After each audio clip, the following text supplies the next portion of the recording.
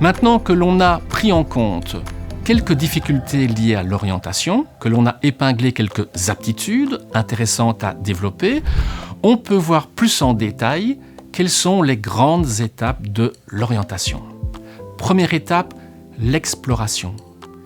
Et on va retrouver ici nos 3 zones, nos 3 bulles de tantôt. Tout ce qui concerne la connaissance de soi, le monde des formations et le monde des professions. Il faudrait explorer, aller chercher un maximum d'informations dans ces 3 dimensions. Illustrons quelques aspects intéressants dans cette phase d'exploration. Dans la bulle « moi », on peut raisonner en termes d'intérêt. Par exemple, ce que j'aime bien faire à l'école, en dehors, mes hobbies, mes passions. Réfléchir aussi en termes d'aptitude. Qu'est-ce que je fais bien ? Par exemple, on peut réaliser que dans le cadre d'une pratique d'un sport, j'aime bien expliquer aux plus jeunes des techniques spécifiques. Et pour épingler un 3e aspect du soi, on peut aussi se donner une autre dimension au niveau des valeurs importantes à traduire par exemple en termes de quelle est la place que je veux prendre dans notre société, comment je veux participer concrètement à la vie économique et sociale dans son sens le plus général.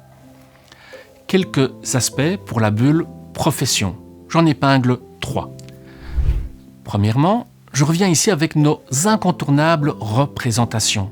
Illustration toute simple, quand on demande à un groupe d'élèves de nous citer des métiers qui leur viennent à l'esprit tout de suite, on nous cite par exemple enseignant, médecin, pharmacien ou infirmière, avocat ou notaire, journaliste, comptable, assistant social.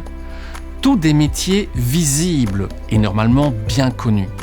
Rarement on entend ergothérapeute, audiologue, logisticien, domoticien, community manager, big data analyst ou rédacteur web. On part de ce qu'on connaît. Logique, mais restrictif. L'exploration, c'est justement sortir des sentiers battus. Deuxième point, dépasser nos préjugés. Pas facile. On est tous plus ou moins guidés par ces idées du genre « l'histoire de l'art, c'est uniquement pour travailler dans un musée ». Si j'adore voyager, je vais faire un métier dans le tourisme. Pas ce type d'études parce que c'est pour travailler dans un bureau, etc. Aller au-delà des idées préconçues. Troisième point, multiplier les contacts. Si je m'intéresse au métier d'assistant social, je peux rencontrer un premier professionnel qui travaille dans une entreprise, dans un service RH. Je peux rencontrer un autre qui m'expliquera gérer un service de médiation de dette dans un CPS. Et peut-être un troisième qui exerce dans l'aide à la jeunesse et fait le lien entre des jeunes placés sur décision d'un tribunal et leur famille. Des réalités professionnelles relativement différentes. Une même formation, des métiers différents. La bulle formation. Les types d'enseignement. Haute école, type court, type long, l'université, pour rester dans le classique. Cela mérite une analyse en profondeur, ne fût-ce que pour être au clair par rapport à la différence entre université et haute école.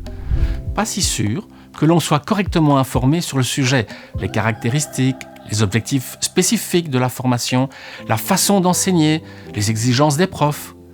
Comparer des programmes reste toujours un exercice difficile et trop peu exploité. On peut aussi tout à fait envisager du moins classique, les autres formes de formation. Les métiers en uniforme, l'armée, la police, la marine marchande, l'aviation. La promotion sociale pour acquérir une formation tout en travaillant, ou encore l'IFA-PME qui permet d'apprendre directement un métier via un stage de longue durée. Cette étape essentielle en orientation consiste bien à explorer les différents possibles. Mais il ne suffit pas d'engranger des infos, l'étape suivante est aussi stratégique, confronter ces informations. Un exemple très classique, je pars de mon intérêt pour les animaux et je pourrais en déduire très vite que, donc, je suis fait pour être vétérinaire.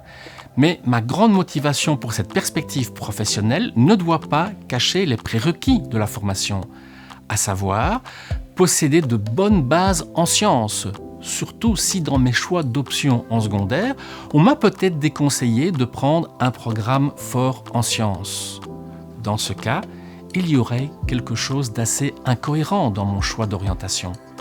C'est dans cette étape que l'on peut valider, confirmer ou pas, les hypothèses de choix. Et la dernière étape, la décision. Choisir, c'est renoncer, nous rappellent les philosophes. Et je rappelle idéalement décider le plus tard possible pour avoir laissé suffisamment de temps à la récolte du maximum d'informations et d'avoir laissé en quelque sorte mariner ces infos pendant l'étape de confrontation.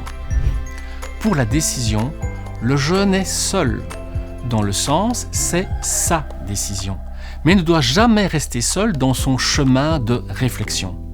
Et chaque personne dans son entourage a certainement des choses utiles à apporter. Mais là encore, il faut traiter l'information selon qu'elle vienne d'un parent, d'un ami, d'un enseignant, d'un professionnel. Voilà, j'espère que tout ceci aidera les uns et les autres à baliser ce chemin parfois fastidieux du choix d'orientation, de comprendre ce qui se passe, ce qu'il faut mettre en œuvre pour poser une décision relativement complexe. Une bonne orientation, c'est le début de la réussite. Je vous souhaite de faire de bons choix, les meilleurs choix pour vous.